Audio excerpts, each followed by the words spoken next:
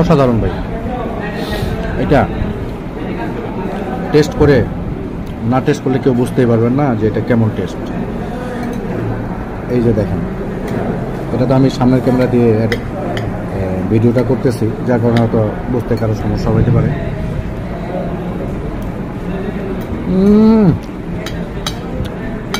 একেবারে মনে হয় অমৃত খাচ্ছি। আর এই যে সালাডটা খাবো একটু পরে, ওইটা রিভিউটা দিব।